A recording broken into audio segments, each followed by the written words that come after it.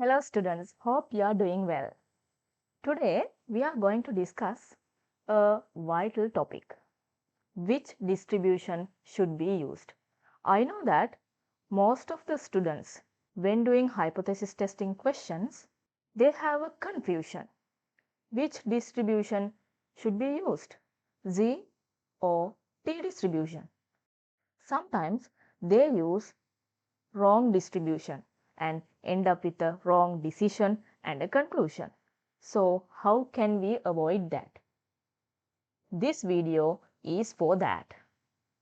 So first we should understand how can we differentiate. That means how can we identify the correct situation to use Z distribution or the T distribution. Let's move into that one. Hope you can see this diagram. Which distribution to use? Okay, first we can categorize each question into two types. First one is sample is from a normally distributed population. You know that in a question of hypothesis testing, we draw a sample from a population, right? If your population is normally distributed and then you are drawing a sample from that one, it goes to this branch. If your sample is not from a normally distributed population, we go on this direction. Okay, that's the basic categorization. Population is a normally distributed one, then the sample is from that normally distributed population. And population is not a normally distributed one, and that sample is from that not normally distributed population.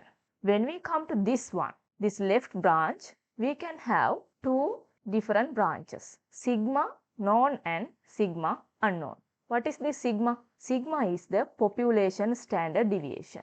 So, if you know the population standard deviation, if you know means the question has stated that one, then you can directly use the C distribution. Okay, so look at this one, sigma unknown case. You can have two categories.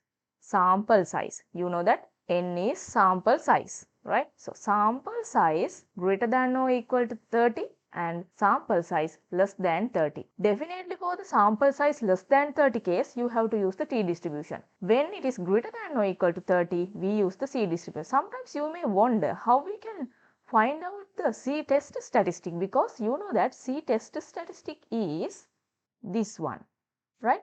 You may wonder then when sigma unknown case, how we can find out this sigma here for the test statistic? Yeah, the answer for that one is then the assumption of the sample variance equaling the population variance should be made and then use the C distribution. Then here sigma is going to be the sample standard deviation. Okay, the right side branch. Sample is not from a normally distributed population. That can have two cases. Sample size greater than or equal to 30 and sample size less than 30. For this one, again we have two things, sigma known and sigma unknown. Definitely for the sigma known case, and also because the sample size is greater than or equal to 30, we can go with C distribution, right? And even if the sample size is greater than or equal to 30, sigma unknown case, we can use either C or T distribution. If you use Z distribution,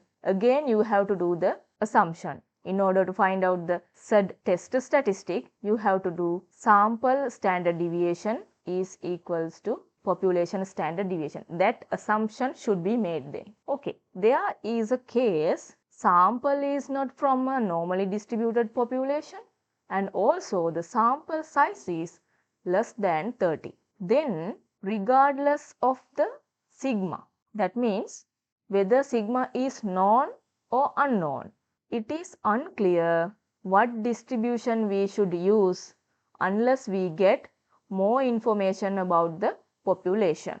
Okay, hope you understand.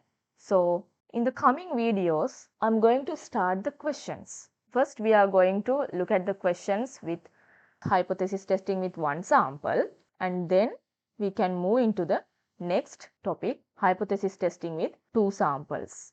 Let's meet with that video. Stay tuned.